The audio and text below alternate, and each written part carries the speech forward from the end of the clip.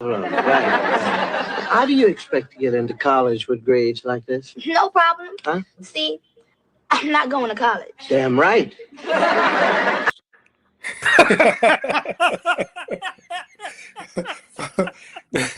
That's great, man. Oh man, you know what?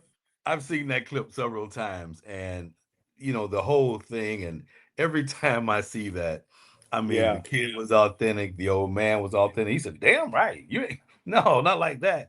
Yeah. As a dad, man, dads are always trying to make sure that their sons and daughters are going to the right direction when it comes down to education.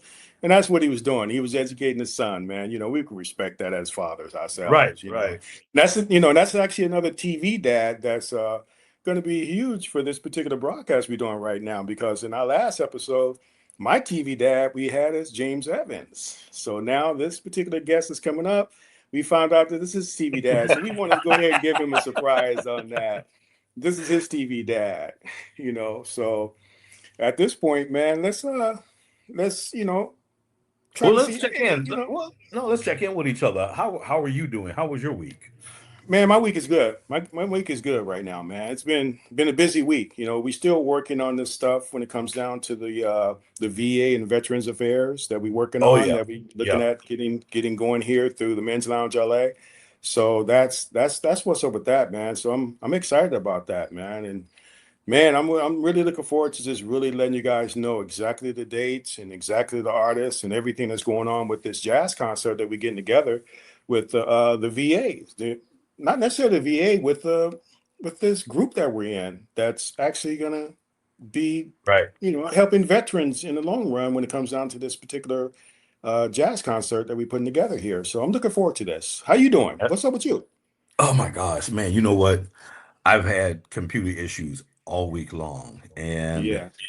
I'm just bare. I'm not out of the woods yet, but I'm able to do this podcast today. And as soon as this is done, man, I'm going to I'm going to take this computer in and have it looked at and upgraded and all that other good stuff. So I don't have this problem. So that's what I was working on. I got it to a manageable point, and here we are.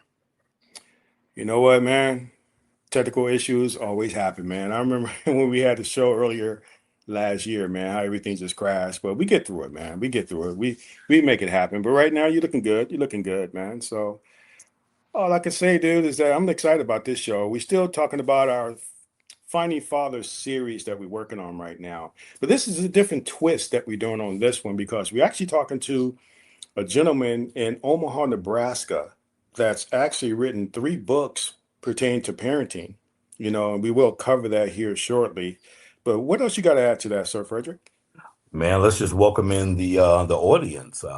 Good morning, good afternoon, and good evening wherever you are in the world, and welcome to the Men's Lounge LA. I am your host, Frederick Douglass Southern, aka Sir Frederick. And I'm your co-host and partner in these conversations, Coach Chris. Welcome to the Men's Lounge LA. And one other thing, please like and subscribe to the channel. Absolutely. Here at the Men's Lounge, our mission is simple. We empower men. We empower good men to become greater men. We empower men to embrace their masculinity and their humanity. And yes, we celebrate the women because without our women, we wouldn't be properly balanced. That's true. Like I say, and always will say, I tip my cap to the women because I was raised by a single mom and have nothing but respect for the women. Because without the women, we're doing nothing. Welcome to the Men's Lounge LA once again. Well, we have a exciting podcast for you today. Today in the lounge, we're joined by a man who has dedicated his life to breaking cycles, building men, and strengthening communities. Tony Sanders, author of Daddy Issues, Daddy Talks, and Mama Talks. He's the founding pastor of Koinonia Friends in Christ Church and a leader who has spent over 2 decades mentoring men, families, and individuals, both in the community and behind bars. Today, his work centers around something most people feel, but they don't really want to talk about, and that's daddy issues. Not just the absence of the father, but the emotional impact, the silence, and the patterns that follow us into manhood.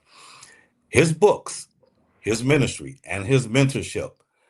helps people confront that pain, understand it, and ultimately break that cycle. And it's coming up right after this. They're good men. When I distribute that items, they need to be addressed. Excuse me, sir. All right, you brain. Wrong mental problem.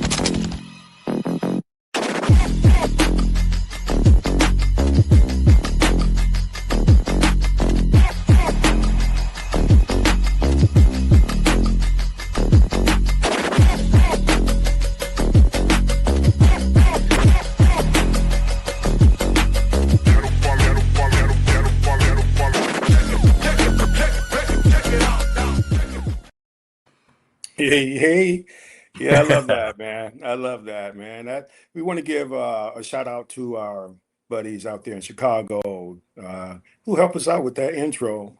That's comedian D. Patrick and our other mentor over there, Gage, the Stormbreaker. Gage. So, what else is going on with this, man? I'm excited about this show, brother. No, you know what? Let's just jump right into it. Let's just bring Tony to the stage and get this party started. Let's do that, man. This is our guest today, Mr. Sanders. How you doing today, Mr. Sanders? I'm doing well. Thanks for asking. Hey, Man, thanks for and joining us, man. We're happy to have you here. Thanks for being with us. It's good to be here. Good to be here. and welcome to the Men's Lounge, LA. You're Yes, not in sir. LA, but we're in LA. Yeah. I wish I was there in LA. Hey, the weather 75? here is beautiful, man. This is a beautiful day today, man. So I don't know what's happening in Omaha. You know, I just talked to my. I it's pretty didn't mean to decent, cut you but it's off, not but I just LA. talked to my brother in Mississippi, and he said they had to close school down because he has some stormy weather coming up in Mississippi right now. So I don't know if Omaha, Nebraska is dealing with any weather issues, but we're not going to brag. We're not going to brag about LA weather. Well, it's I'm gonna pretty decent brag. here right now, but it's not LA. I'm going to brag. It's 75 degrees outside, and it's not a cloud in the sky. So yes, I'm bragging. That's true. In the, That's in true. the beautiful city of Los Angeles, Beautiful city of Los Angeles. Tony, you're in the lounge. Let's get this party started. Yes, sir. All right. You wrote 3 books: Daddy Issues, Daddy Talks, and Mama Talks.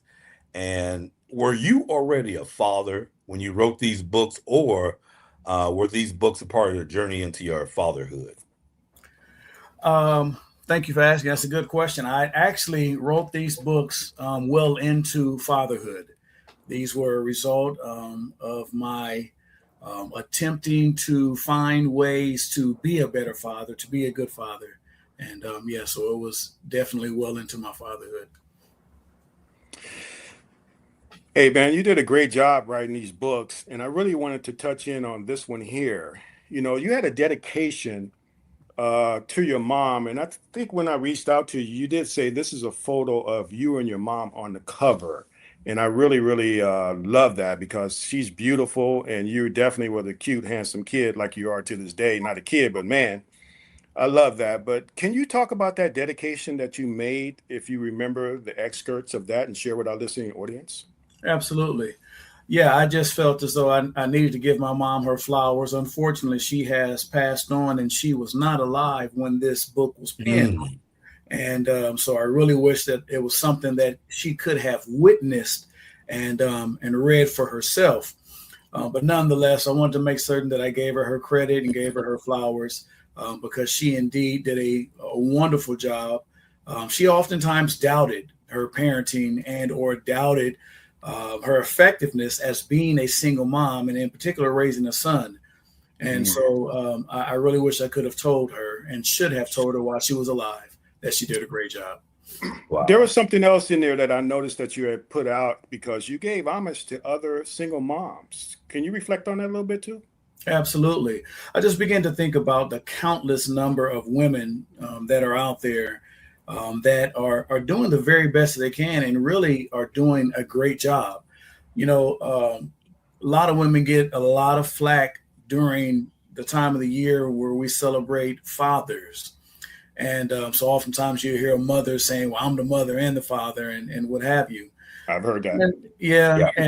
And many of us take objection to that because you're not a father. You may have had to play both roles in some degree. You may have had to parent by yourself, but you're not a father. And while yet a woman cannot be a father, obviously, and many suggest that a woman cannot raise a man. But what they can do is raise a gentleman. And what they can do is raise a good citizen and a responsible male. And so I wanted to tip my hat to those women who have done that, who are doing that, and let them know that they're recognized. I'm glad you said that, because every time we have our opening, and I'm after we talking about how we stimulate women here and we revere the women on our show, even though it says the Men's Lounge LA, I do tip my cap to the women, because without them, we're doing nothing. I say that on just about every opening of our show. And I really wanted to touch on that because this is our Finding Father series. But since I was raised by that type of woman that's right there holding you, I wanted to make sure we gave her praise, man, because that's what the kind of woman that raised me to be the gentleman that I am. So I truly believe in what you just said. I want to thank you and appreciate you for that, man. So going into your other books, Frederick has some questions regarding that. And for the listening audience, matter of fact, for the listening audience, can you tell our listening audience where they can purchase your books right now, since we do have it on the screen for the viewers? Absolutely. All of my books can be purchased on Amazon. The 3 that you mentioned, but I also have 5 children's books. The titles, really? Yes, and those books are Mrs. Butler's House, and each one focuses on character development, a different character focus. And so those books are available, as well as these 3, on Amazon. Unfortunately, my website is not working right now. Otherwise, you would be able to get them directly from me through my platform. But you can always go on Amazon. You can always catch me also on Facebook. There is a page dedicated to Daddy Talks. That's good to know. Excuse me for cutting you off, Chris. Speaking of Daddy Talks, let's go back to that page, Coach, because I read the books on Kindle, and on page 18 on Kindle, I don't know what it's like in the physical book, but on page 18, one of the first things that stuck out to me is that you were embarrassed of your own name because of your father's reputation, and that you didn't want to associate with that.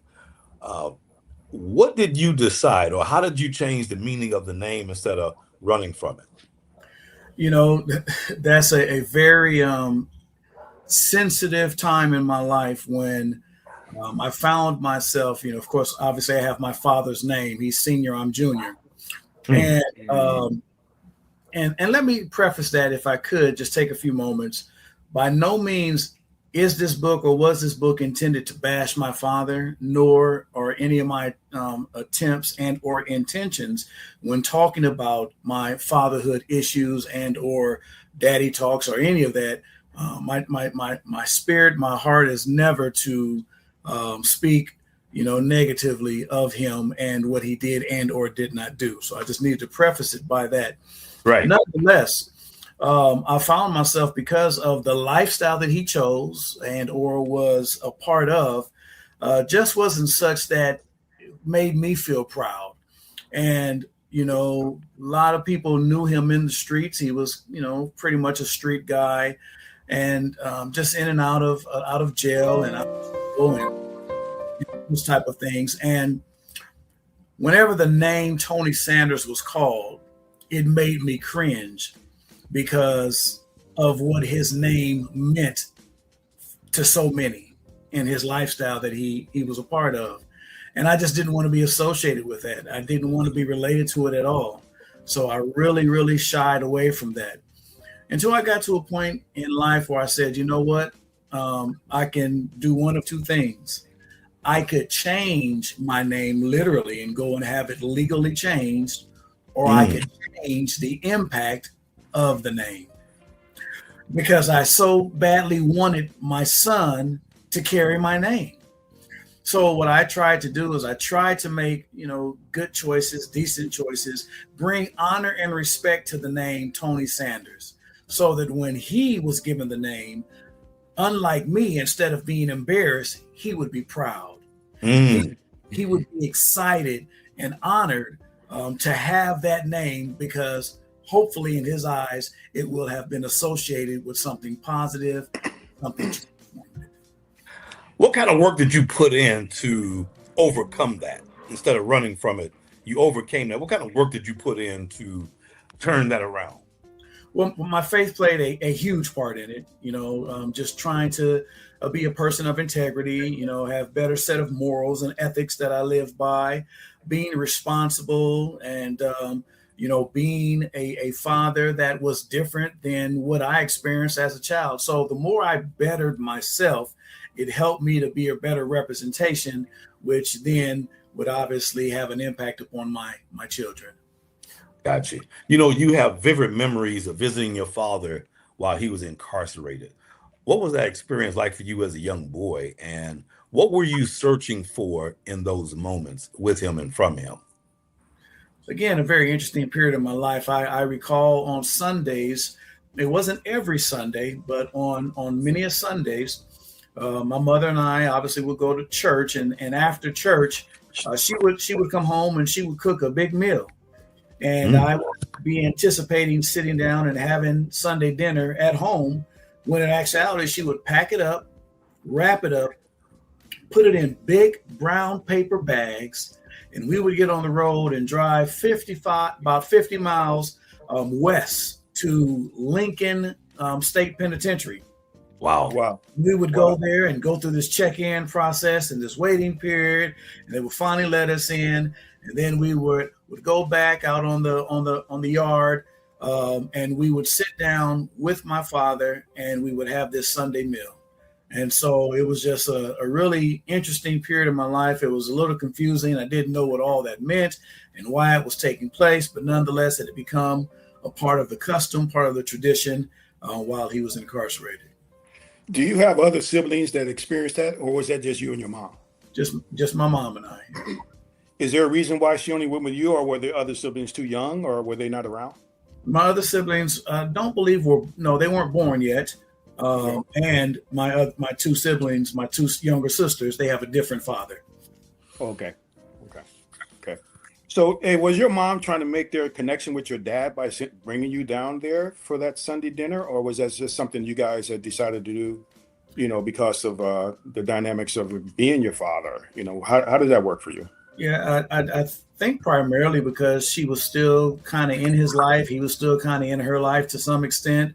Because of their relationship, it was just something that she did to, I guess, support him or hold him down while he was incarcerated. Do you remember how old you were when that happened? No, I don't. I don't. Okay, no, that's fine. I was just thinking about my age on certain times when I was trying to find my dad, but you had contact with him, but that was obviously a different situation. But what's your other question, Sir Frederick? He had mentioned that the mother got remarried, and tell us a little bit about that, because I want to get into something else, the beginning of the blueprint for your manhood, but can you expound on that real quick? Absolutely. So I mentioned that my mother has two other children, my two younger sisters, and their father was the one that she actually married. My mother and my father were married and divorced, and her second marriage was to the father of my two younger siblings. And he too, very much like my father, spent majority of his life, all of the life that I've known, in the streets and in jail, and just kind of being that street guy. And so, it was really more of the same. Oh, wow. So it was even worse, because while they both had an abusive streak in them, he actually was in and out of the house more frequent and lived there, off and on. And so I witnessed his interactions with my mother far more than I did, obviously, with my biological father. My stepfather, he was very, very abusive. And so there was great tension between he and I, and great hatred that I had toward him. And it was just a very, very difficult period in my life. So growing up without a father, I remember reading in your book that you were in school and you heard other kids talk about their dads, their activities, what they did for the weekend, and you were feeling a certain kind of way about that. How'd that make you feel? It made me feel like something was wrong with me. It made me feel like an alien. It made me feel left out. It was an awkward period because they all had something that was meaningful that I lacked. They had an experience that I could not relate to. And it was just a very difficult time for me. Did that affect any relationships that you had with your friends, or did you just not show it? I think I did a pretty good job at masking that.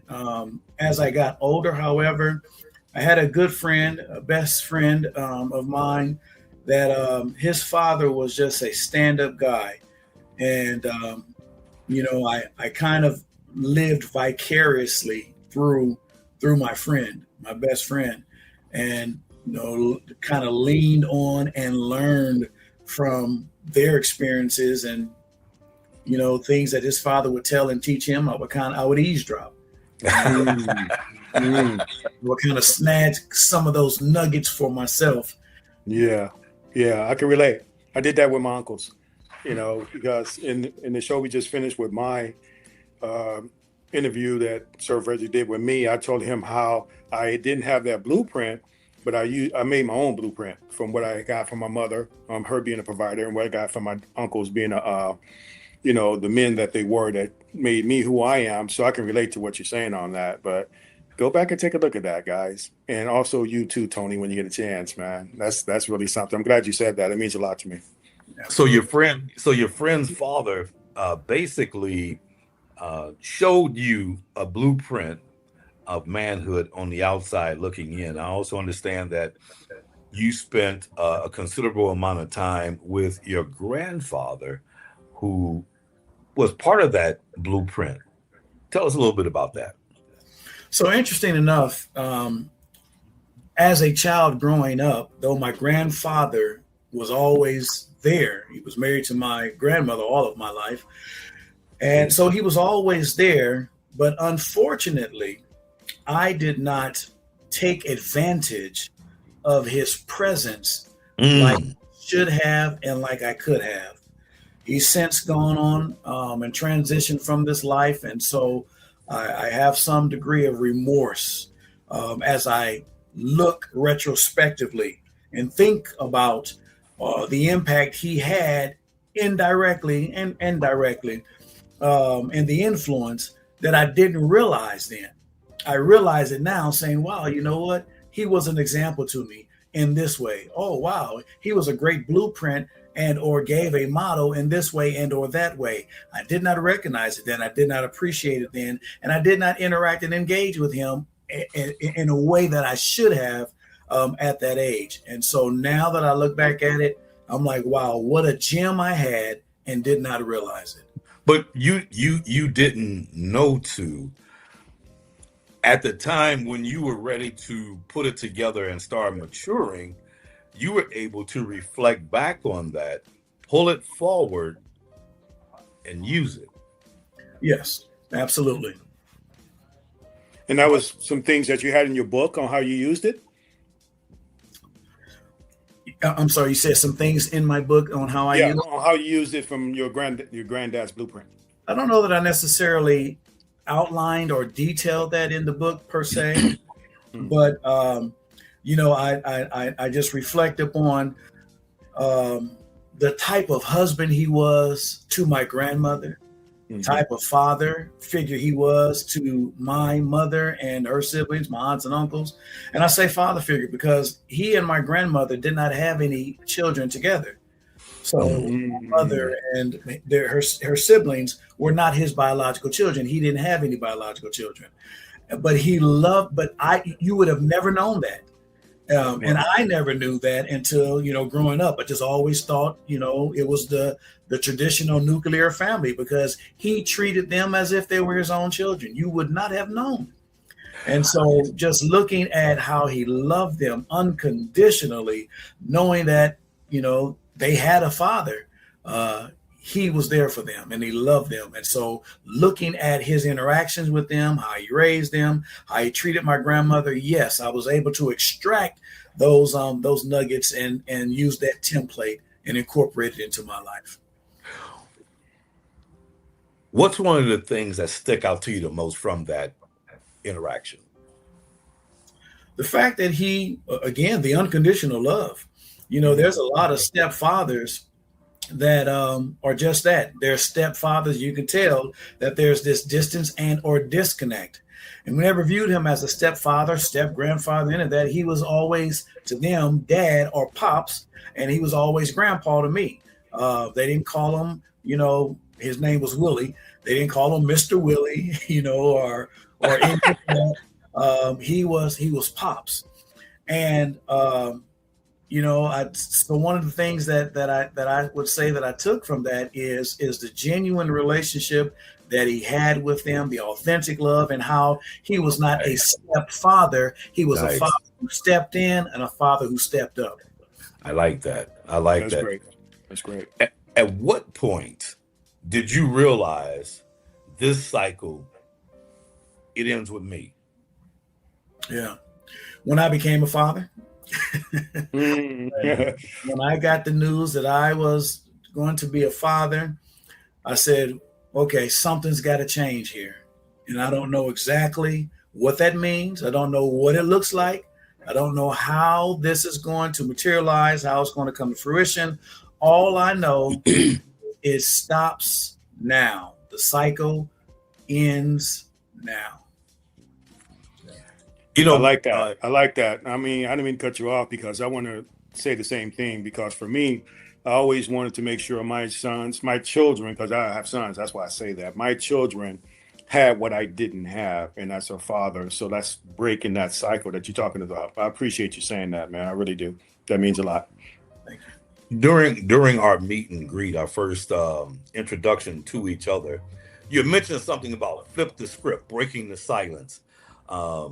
Talk a little bit about that. What does that actually look like? Flipping the script and breaking the silence.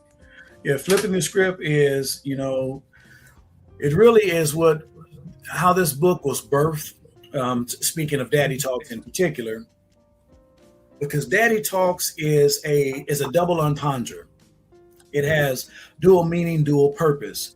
Daddy Talks is a chronicle of conversations that this father had with his children to teach them and to tell them and to train them, and all the things that I wish my father had taught me and trained me in. So it was me taking a number of topics and having those conversations, those dinner time conversations, and or general conversations around the house or wherever we might be, and passing those nuggets on to them. So that's Daddy Talks. But again, double entendre, because Daddy Talks is a challenge to every father to talk, to open up. There were countless individuals that I encountered over the years whose, experience with their father was very different. And many of the older people that I talked to would reflect upon how their fathers were men of few words, fathers who were very strong disciplinarians, fathers who were not emotional, didn't give them hugs, didn't say I love you, didn't say I'm proud of you, all these different things. And it had an impact on them. And so Daddy Talks is a challenge to fathers to actually talk. And so we break the cycle of fatherlessness and or daddy issues when fathers talk. You had a few role models in your life, and trying to glean from them to put your masculinity together. How did you learn what to keep and what to let go of? Yeah. And if you would, just before I answer that question, to answer your last question in completion of that, breaking. So when Daddy Talks, they break the cycle by breaking the silence. So that was that piece there. Your question now in terms of other individuals, as I began to establish my own set of morals, my own set of ethics, and the way that I wanted to live my life, which were aligned, of course, with my Judeo-Christian principles. It was that I used as the filter, as the sifter, when I interacted with other men. So I knew what to extract, and I knew what to keep, and I knew what to discard. So as I'm looking at other men, be men, and other fathers, be fathers, I would take those nuggets, those gems, and I would use them and apply them into my situation. Man, I love your demeanor, man. You seem to be really calm and assured about where you've been in your life, from the struggles you talked about with your dad, even your stepdad, with the things that he was going through as far as the abuse. And, you know, the books that you've written, you know, being a minister or a pastor, whichever adjectives work correctly for that. And just your whole demeanor, man, is so calming. So seem like you're at peace with everything, man. How did you get to that point? Was that therapy involved? Because here on our platform, we're strong on getting, you know, self-care. How did you come to that point to where you're just so calm about everything and so assured about everything? Yeah. I love that about you. Thank you. I appreciate that. You know, I haven't gone through therapy, and I want to. I need to at some point, just because I think it's healthy for all of us to have a trained and licensed person to whom can kind of just help us to put things in perspective in life and just balance life out and what have you. So though I have not in these 54 years, I'll be 54 in June. So you just a baby. So in these 54 years of living, I have yet to sit down, but I hope to do that hopefully this year. But to answer your question, I again would have to attribute that to my faith. You know, just growing in my relationship with God, and the importance of finding solitude in Him and peace in Him. He became my peace. And you sure do have it, man. You're exuding that peace. And I love seeing that, because a lot of guys who go through things like you and I go through seem to hold grudges and hold on to things that they just need to find a way to release. And that's why we talk about on our podcast and our platform about mental health, men's health, you know, getting self-care and things of that sort. So you're inspiration, I hope, to our listening and viewing audience to get that going. And I'm glad you want to at least, you know, try to venture into that. If you do, man, we need to revisit you some kind of way and find out how that's going for you. Absolutely. Yes. I appreciate that. How many children do you have? Are you married now? How many marriages? Because I have a follow-up question. That's why I'm asking about the children. How many you have? How many marriages and all that? Because I have a follow-up question. Okay. I have 5 children, and I am a husband to one wife, and have been a husband to one wife for 31 years. We've been together for 35 years. Actually, you know what? This year in August, it'll be together 36 years and married 32 years. Better get it right, bro. So you want to see this broadcast, you better get it right. Well, so I am right. It's 30 at this point. It's 31, and she'll be happy to see this and say, "Okay, you good. You don't have to sleep on the couch tonight." So that's cool. Good for you, man. Good for you. I like that. I like that. You know, one thing that we talked about a lot about Daddy Talk, and it's obviously good. And I love your background, because that's going to stand out for our viewers. And what inspired you to write Daddy Issues? Good question. I like that. Daddy Issues is a follow-up to Daddy Talks. Daddy Talks, in terms of who my target audience was, it was really specific to fathers and or those dealing with fatherlessness.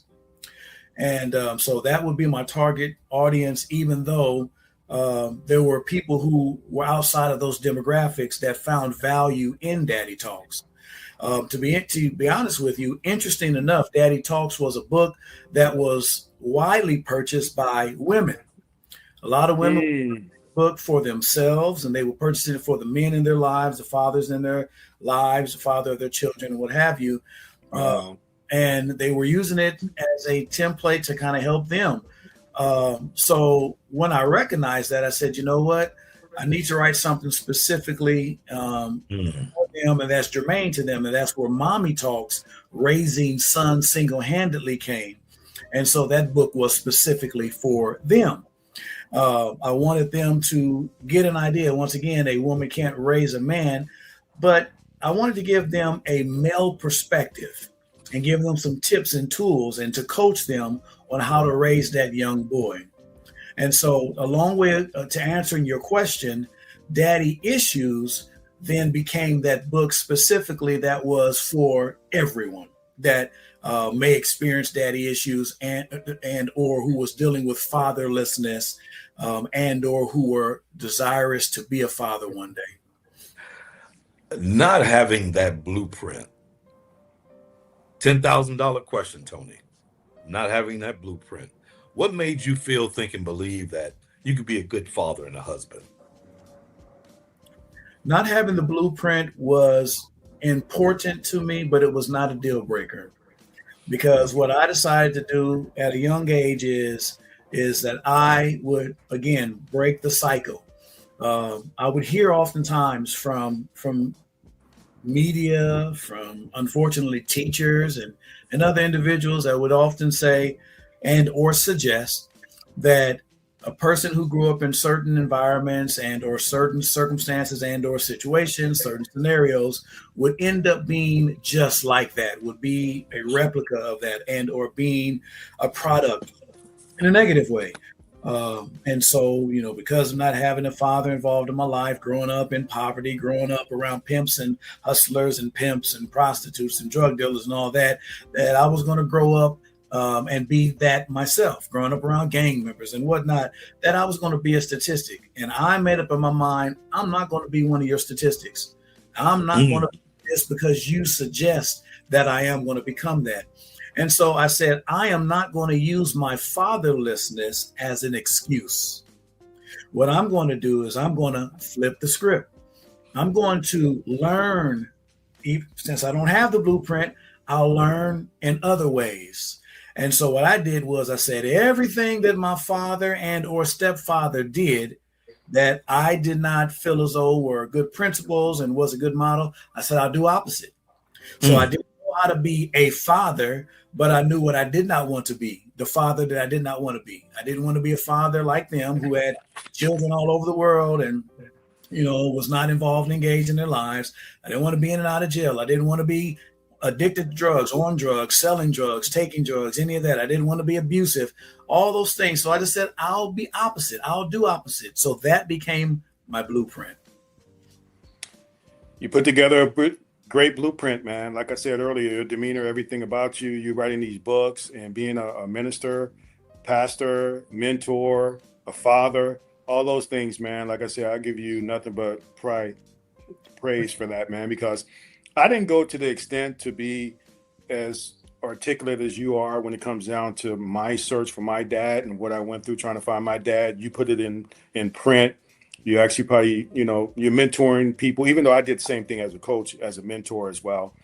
Man, all I can say, man, is that you're going to bring a whole lot of people to the forefront on this, man, on how they need to change their ways and thinking about dads, man. You did mention that you didn't write this book in anger and stuff like that. What would you say to someone who feels that anger towards their dad? How can you say something to help them get over that so they can try to move forward in their life like you did? Yeah, I would tell them to let it go. And I don't say that in a way that I'm minimizing their experience, nor am I trying to minimize how they feel. But I learned a long time ago that forgiveness is not for the other person as much as it is for you.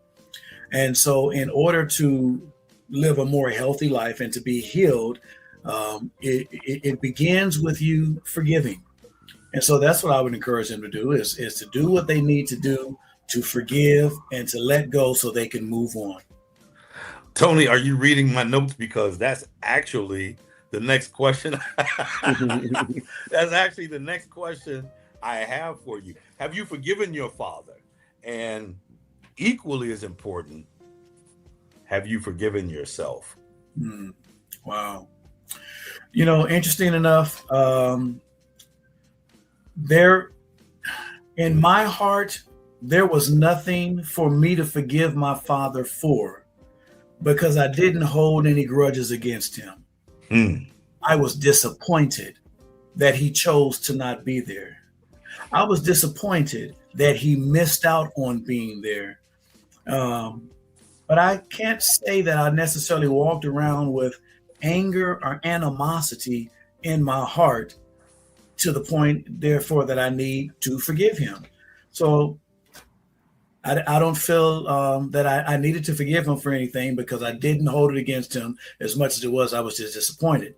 In terms of forgiving myself, I would follow up and say same answer. There was really nothing that I feel as though I had to forgive myself for, because I wasn't holding on to anything. How can you tell? I'm sorry. I got to a certain point in my life though, where I realized, and I did make this statement out loud, that, you know what? I made it this far without him. I don't need him now. How can you help someone else walk through this forgiveness process that's holding a grudge, animosity, resentment, hatred? How can you help someone walk through that forgiveness process? So I can answer that question by answering a question that you didn't ask. You asked about the forgiveness to my father, but it just dawned on me that while I did not have a reason to forgive my father, because I did not hold anything against him per se, I did have to forgive my stepfather, because I hated him. Wow. I hated him. Wow. Yeah, I not only hated him, and I don't know if this is something I want to admit on the air, but I wanted to take him out because he had for years hurt my mother and hurt her badly. And he and I had many altercations, physical altercations, because I wasn't just going to stand by and let him use my mother as a punching bag. Right. And so I was young and small in my demeanor. That was my mama. And so, put him up. Put him up. That's right. That's right. Hey, That's right. That's right. You were going to take them out. They weren't going to be taking them out to dinner, huh? It wasn't taking them out. I'll tell you that. And so it was out the pasture. Yeah, I had planned. It was premeditated. It was thought on many occasions, and the one time that I came closest to doing so was, I remember, I think I was about 15. The city had a program called Cedar Program, and this is where they would give young kids jobs. And the Cedar jobs, I was eligible, and had become a candidate, and I was looking forward to the next day, early in the morning, getting up and starting my Cedar job. And I was awakened in the middle of the night by screams and yelling. And as I found myself, waking up and trying to track the source of the noise, I went to the front porch where my stepfather was beating the crap out of my mother. Ooh. Wow. Had beaten her so badly that her face resembled the Elephant Man. If you remember that character. I do. Ooh. That's Wow. crazy. Wow. And looking at her, and wow, the whooping he had put on her, I made up in my mind that was the last time he'll ever do that. And when he went to sleep, he to this day does not know, he will not know unless he watched this broadcast, how I stood there while he slept with a blade at his neck, ready to take him out. Wow. And there was a force that took over me and consumed me and controlled me, which I now recognize who and what that force was. Yeah. Had a hold of me and would not allow me to proceed with my intent. So those things that you just described is definitely horrific, horrible, but it puts you, like you just implied, where you need to be today. Is that what you're saying? Is that what I'm hearing? Yeah, and so to follow up with the forgiveness piece, there was a couple other times I kind of put in my mind how I was going to take them out.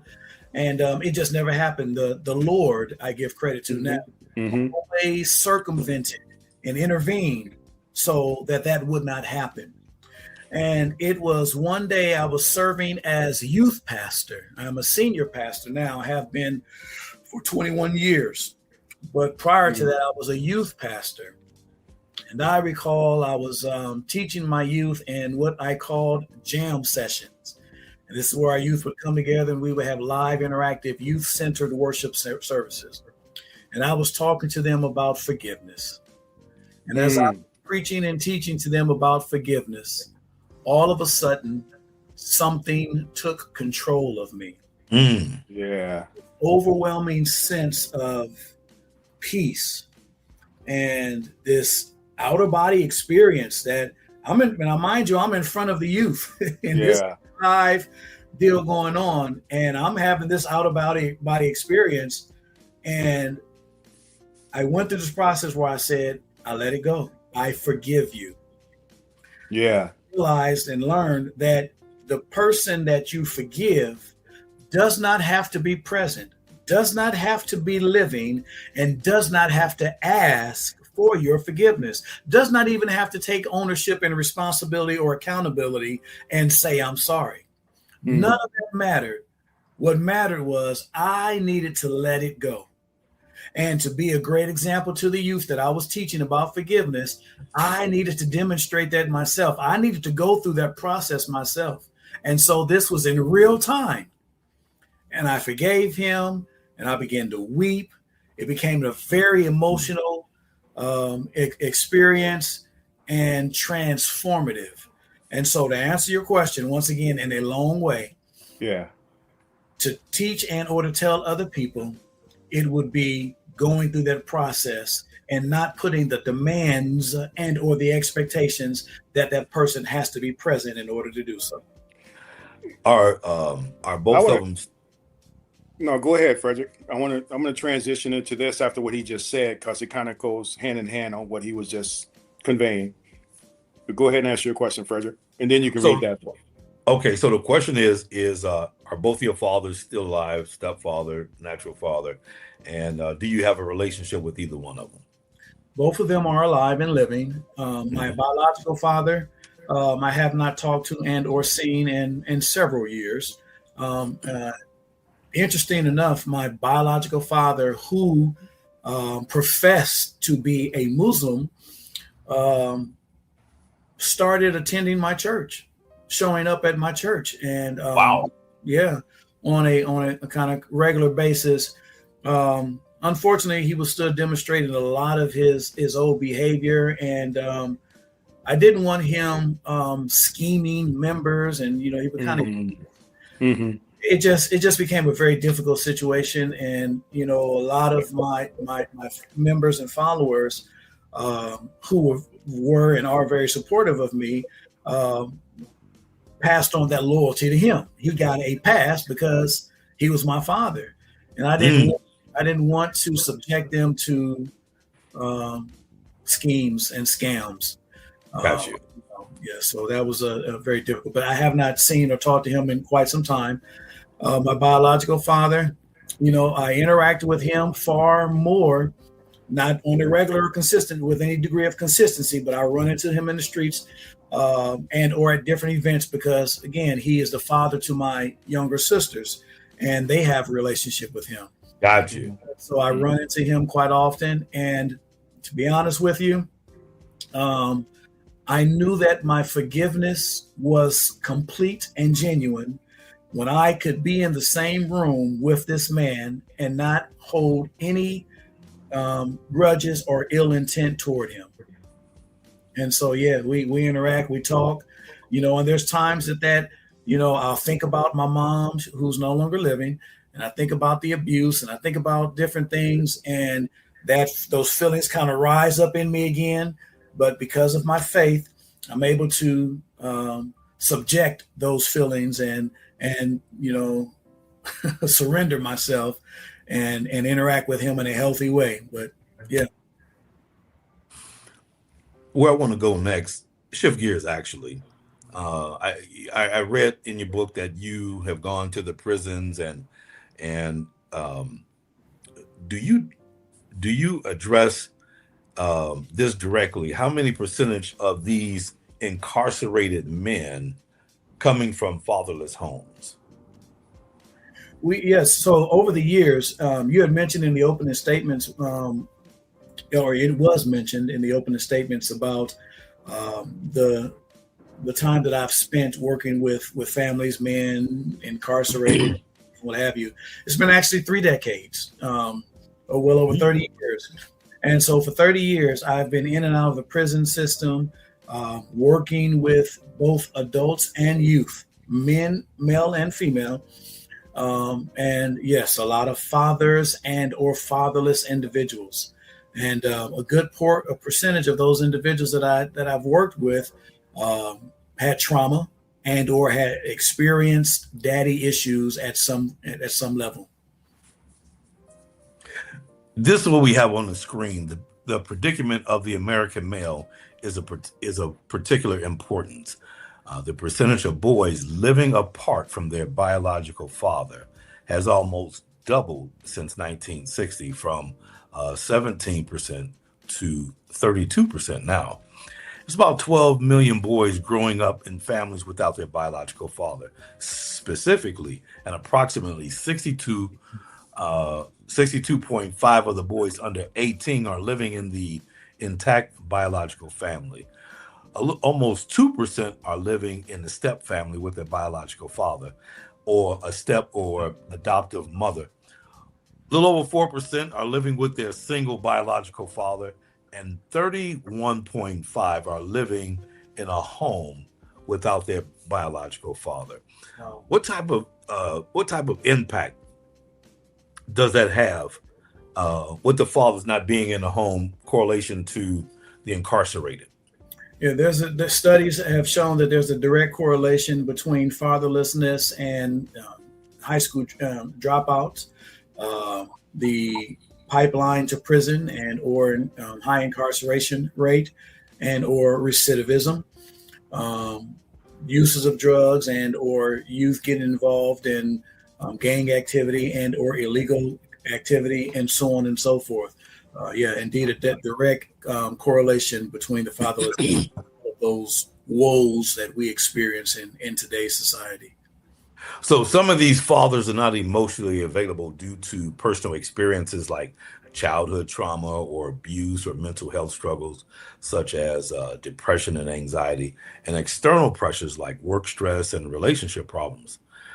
This lack of emotional ability can also stem from repeating familial patterns from their own upbringing, cultural norms that discourage men from showing emotions, or general lack of self-awareness about their own behavior.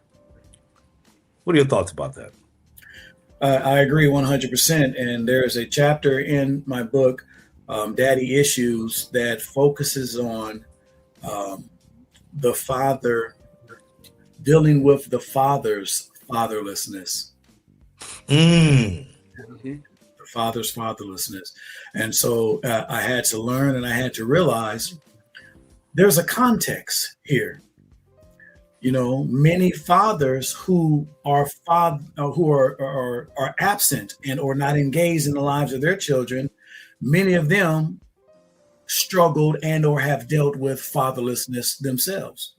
And so what they've done is they've repeated the cycle. What they've done is they've not gotten help, and or they've not been healed. They're still hurting. And so they're carrying that baggage into their fathering experience, and therefore exposing their children to more of the same. And so I realized that, you know what, there's a context here that we have to get a better understanding, and that is the fatherlessness of the fathers. Hold on, Fred. Issues. Go ahead. I'm sorry. No. You're pointing out some things that I do truly believe in, because, like I say, coming in from that same environment of not having a father around, but having strong men around to actually show me, and I kind of see those things and create my own blueprint. You know, this is going to be a hard question. You probably won't be able to answer it because I've been thinking about it for a long time. What could be the solution for that?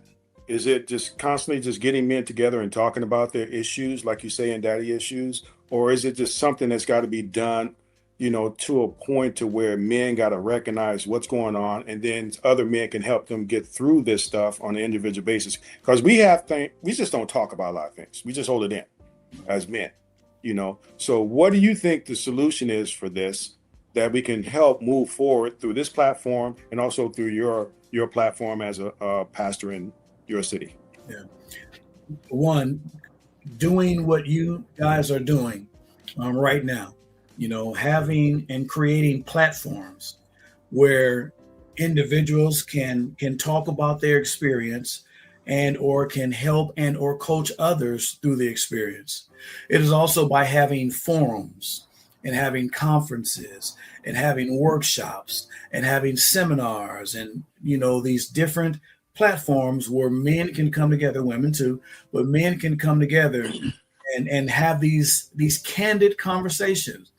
When Daddy Talks was published, I started with a gathering of men, a forum of men who came together. It's probably about 50 or 60 men that showed up, and we set it up where there was a panel of individuals that could served as experts, if you will. And we had candid conversations. And to this day, I still have grown men who remember that and who reflect on and comment upon how meaningful and how impactful it was to them, and how for some of them it was the best forum and or group of gathering that they had ever been a part of. Wow. And so having that where we can have these candid conversations and talk about it, and or creating even smaller platforms where men feel safe. When you create a safe space for a man, and allow a man, I just share some very vulnerable things with the two of you and with your hundreds or thousands or even millions of viewers. Millions. that many men would not feel comfortable in sharing.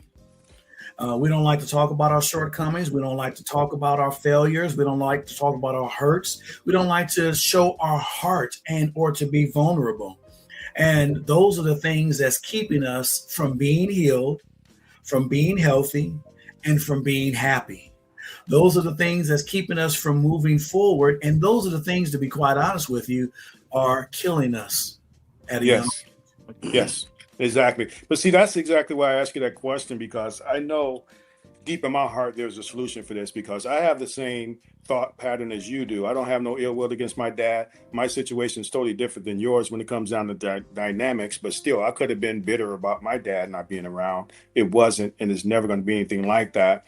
But we created this platform for exactly what you just described, for men to come and have a place to express themselves and have a safe place to come to talk. So that let me know we're doing that for you to say you talk to us about things that you kind of suppressed or held in.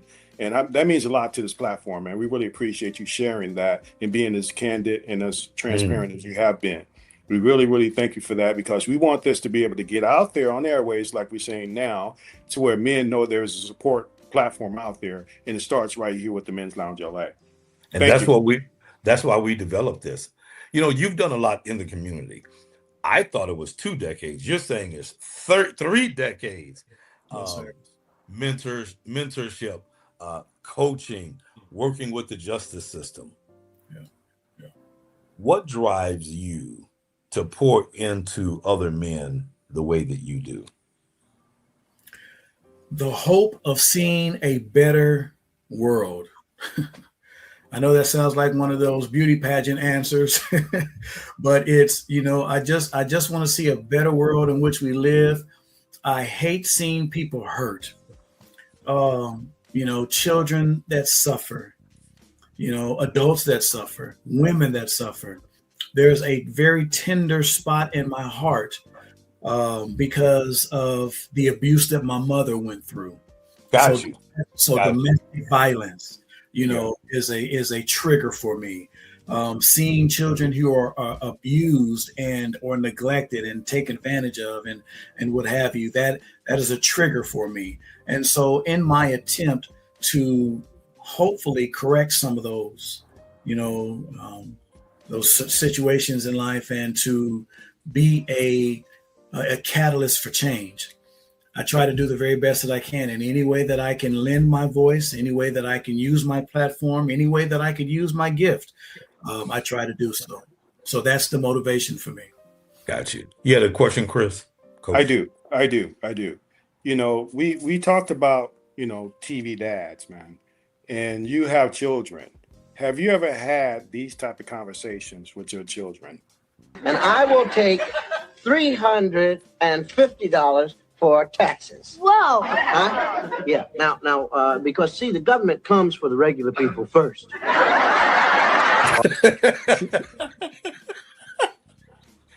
I remember that episode. I know you do. That's why we want to bring it to your attention. But, as dads, man, we always want to make sure our children are understanding finances, understanding love, understanding life, and everything that's involved in it. So when we came across this clip and we know that was your TV dad, I wanted to ask you questions about this and how did you train your children? And I use the word train because a lot of people use the word raise. We need to train our children on how to live in this world. Me being a coach, I understand how training works. You being a man, I'm sure you understand that as well. How did you train your children how to deal with finances and going into life like that? Well, I tried to model it for one. I believe that, you learn by example, you learn by what you see, you become what you see, large in part, but also having those meaningful conversations. And that's, again, the daddy talks, the chronicle of conversations, sitting down and teaching lessons. I learned a long time ago that every instance is a teachable instant, a teachable moment. And so I try to teach. There's a teacher inside of me. That's part of my gift. That's part of my calling. I love to teach. I love to see that light click and go on in that aha moment. And so being able to impart information and impartation is just something that is a part of my DNA. So having those conversations with my children, but also I created classes and workshops that as they got older, I invited them to be a part of, like financial literacy and those type of things. But you know what I didn't realize until just now, and you showing that clip, how I guess the Dr. Huxtable really kind of served as an inspiration for Daddy Talks, because that's really because if you think about the many scenes, just like what we just saw and what we just witnessed, there were so many instances where Bill Cosby, Dr. Huxtable, was sitting with his children, one-on-one and on group discussions with his children, where he taught them lessons, kind of similar to what he just did with his son there. Okay, well, hold on then. Hold on. You're making this kind of flow kind of smoothly. Check this out. Everything I need, plus $200 left for the month. You plan to have a girlfriend? For sure.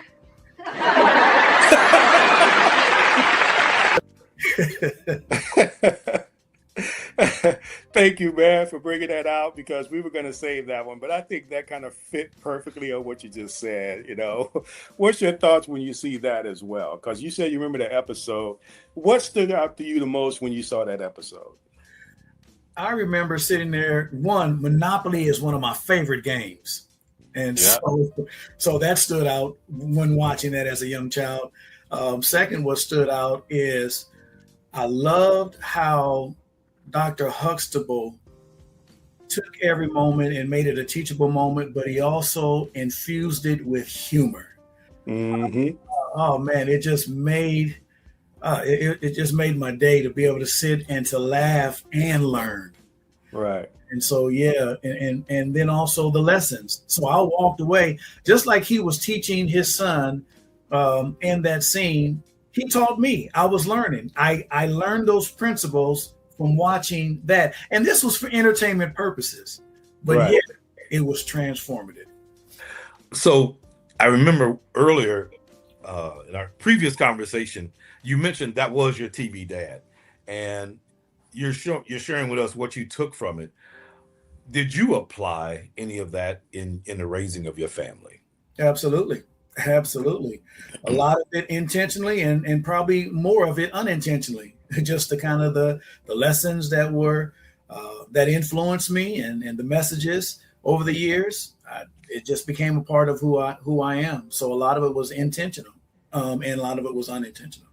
Got you. Well, if you look at the other episode that we started off with, when you get a chance to, I'm think after this interaction, I think you will watch the other episode that he did with me.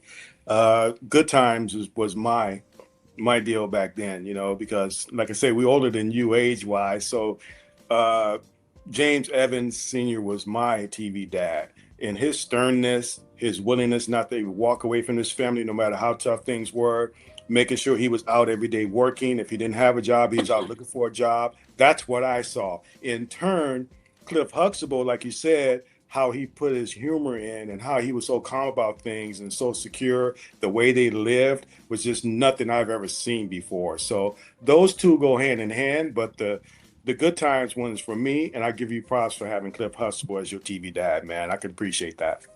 Good Times was also one of my favorite shows, and the role that James Evans played was a very powerful role. Exactly. While yet I gravitated more so towards the Dr. Huxtable, I also leaned on and leaned toward and learned a lot from James Evans, and his role was a strong black man that, during that time, that milieu was not something that we were exposed to. It was definitely something that was different than what we had ever been exposed to on TV. Right. And his balance in being a strong male, a protective male, because wasn't nobody messing with James. No, man. No. That fear, you almost kind of got through TV. That's right. Watching them, and That's so right. his sternness and his dedication and commitment to work and being there, it was a lot to be learned. So I learned a lot from him as well. Absolutely. Learning any of that, real quick, this last question based on what we're talking about right now, learning any between those two guys, is any of that in any of those two books that you have on Daddy Talk and Daddy Issues, between those two TV dads? Yeah, I would say the two of them kind of they both influenced and impacted me in ways that it gave me balance, because you didn't see that strong disciplinarian in Dr. Huxtable. Though he disciplined his children, there was not James Evans pulled that belt out and whooped JJ. That's right. So it gave me balance. It helped me to see both perspectives and kind of fuse the two. And I would like to think that I'm an amalgamation of the two, as well as other TV dad influences. Nice. I appreciate that simply because nowadays, I don't know what it is with society that's attacking masculinity. And what Coach Chris and I have said, our mission is to take the toxic out of masculinity. And, when you look at some of these TV dads now, they make them out to be bumbling idiots, you see. The Huxtables, the James Evans, and even Ricky Ricardo back in the day, they were the sensible husbands. Going back to Good Times, as I shared in the last podcast, you can go back and check it out. When Esther Rolle was selected to play the mother, she made a statement to the TV companies that she would not do this unless her children had a father. Right. That was her stand. Yeah. I remember watching that interview. That was huge. That was huge. Yeah, that was huge. Mm-hmm. Yeah, I totally agree with that. Man, you got some great things going on. What are you doing in your community right now that's going to be helpful to continue what you're doing here as far as empowering men through your books letting men understand that these issues they have with their dads, they can actually kind of get through therapy, also through, gatherings. What are you doing in your community at this point from what I just asked?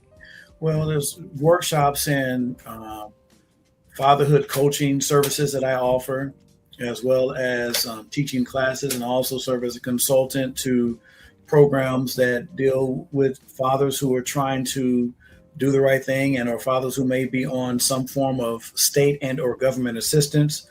And so part of the requirements is that they go through some type of parenting course and or class. And so I do a lot in those regards. I've also created programs and initiatives with the Justice Department and with the prosecutor's office to help fathers to address their criminal records. And so whether it's through set-asides and or sealed records and or pardons to help them to get that monkey off their back, so it does not continue to be a hindrance to them in their carrying out their roles and responsibility as fathers. Also I'm working on right now, I gave a charge to some men in my church to create an outlet where men come together and are teaching other men that grew up without fathers or grew up without anyone giving them basic skills and what have you, as well as for the young men in our church, where we have a monthly session at minimum where we come together and we do projects together. And so we're learning and we're teaching. Like me, I'm not a handyman, and interesting enough, that's one of the things I probably used to always, when I would think about my father not being there, I guess what would make me upset was I didn't have a father to teach me to work on cars. I didn't have a father to teach me how to put up drywall or how to be a handyman around the house. And so I felt like my manhood was incomplete because I didn't know how to do those things. And so I felt very insecure and intimidated by other men who were able to do those things, and or I felt insufficient when I was around fathers who were doing those things with their children, or men who did these things and they learned it from their father. So it was like, wow, it just messed me up because I'm like, I don't know how to do it. So I felt like something was wrong with me, and I felt like I was less than a man. And so in creating this, I told the individuals in my church that I've charged with leadership, I said, you know what? I'm signing up for it. I want this not just for the men and or the boys in our church that don't know how to do these things. I want to learn as well. And so I'm the first recruit. Lead by example. Huge. Lead by That's example. huge. Making it an example. I love it. Here at the Men's Lounge, we end our podcast with this thing we call the takeaway. And the one dealing with his own daddy issues. What do you want our listening audience to take away from today's conversation? I would say take away, hopefully, the mindset and mentality, the drive and or the desire to break the cycle immediately. Do not put it off. Do not, think that it's just going to go away. This is something that comes about through intentionality. And so I would challenge and I would charge every man to be actively involved and engaged in the lives of their children. I tell men all the time, fathers all the time, you have a role as a father. You have responsibilities as a father. And you have, you owe it to yourself and you owe it to your children. Don't be a father who becomes an individual who gets to a certain age in life and now you're living with regrets. You're living with regrets. And also know this, that your children don't stay children long, but they'll always be your kids, if you will, your offspring. You're a father for lifetime, for the rest of your life. But as children, they grow up quickly. And one of the mistakes that I made is thinking that my children would always be that, almost kind of like at a frozen stage. I'm gonna go out and I'm gonna do this job, I'm gonna do this ministry, and so on and so forth, and I'll be able to come back home, and my children are still going to be these small, innocent, loving children. And then I looked up one day and they had grown, and then I looked up and they were grown up, and I said, wow, where did the time go? Right. And then I realized that while I was trying to be a responsible man and do the right thing and earn money and what have you, I realized that I missed out on a great deal of time and opportunities with my children. Got you. Ooh. And Wow. And that hurts me and pains me as a father. I'm able to somewhat get a second chance, if you will, because as a grandfather, which I'm working on a book called Pops Talks. But Hey, don't stop, man. Keep writing. But as a grandfather, I get a chance to kind of, go back and do my part. But I'm obviously not their father, so that role is different. But I just try to encourage men that you have responsibility, you have roles, and you have rights, and so make certain that you take them seriously. Well, grandfathers are still fathers. Yeah. Grandfathers are still. Coach Chris, what's your takeaway? My takeaway is that this gentleman here we have on our show, this is on our Finding Fathers series, but this is a different take on it. Let's go out and support this book, Daddy Talks, Daddy Issues. And all three of them are dear to me, but the one that's mostly dear to my heart here on how I grew up is Mommy Talk, Raising Sons Single-Handedly. That's a fantastic title that caught me and captured me. So my takeaway is for our listening audience to go out and support these books. Follow this man here, because this man here has got some great things that he's doing for the community, not just community, actually for the world. Because, for what I remember, I think you had said in one of our talks that you had a lady that was in a different part of the country that took your book and using it for her curriculum. Can you? I don't want to end without saying that.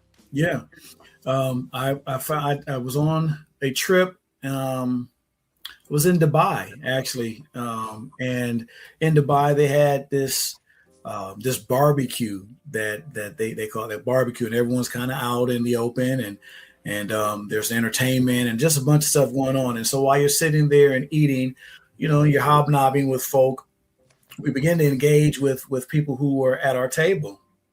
And as people were exchanging pleasantries and sharing what they did for a living, I mentioned that I was an author, in part of, some of the other things that I do.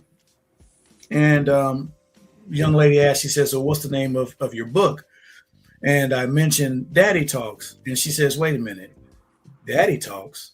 Is it a blue and white book? And I said, yeah, actually it is. She says, oh my gosh. She says, you're the author of that book? I said, yeah.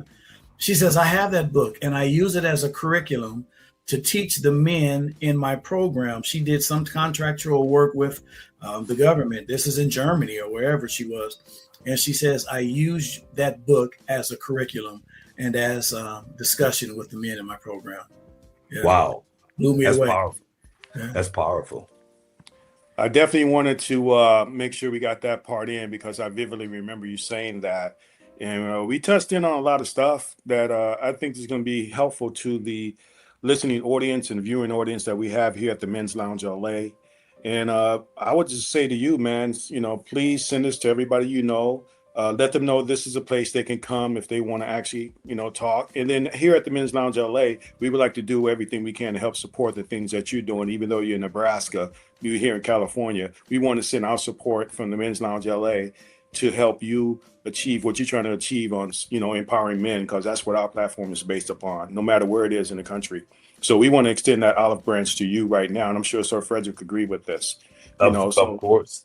Absolutely. Reach out to us if you need us for anything, so we can help with the cause that you have going. And obviously we have passion for this, and I can see it in you. So I'm very dumbfounded, man, on seeing a man like you who went through the things you went through and what you've done in literature and what you're doing in the ministry. Hats off to you, brother. Hats off to you. Hats Thank off to you. Thank you. Tony. Thank you so much for joining us here at the Men's Lounge today. And I want to thank our listening audience for being here as well, gleaning from your experience. And if you found in this conversation something valuable, be sure to like, subscribe, and leave a comment. We'd love to hear your thoughts. Also, I facilitate a live, face-to-face men's group in Pasadena at my church. I'm not the pastor. I just facilitate the men's group there every other month. And to be a part of it, you can email me at info@themensloungela.com. That's info@themensloungela.com. And I'll share with you the time, location, and the date and all that. Your voice, it helps these conversations reach more men who really need them. And be sure to tune in for more conversations like this here at the Men's Lounge LA. So, Coach Chris, take us home. As we end all our shows, I always like to say, as we empower men, everyone benefits, including and especially the woman who's looking for a man like that. Please subscribe to the channel. Here at the Men's Lounge LA, we're empowering men, strengthening families, and transforming lives. Thank you so much for joining us, and we'll see you next time in the lounge.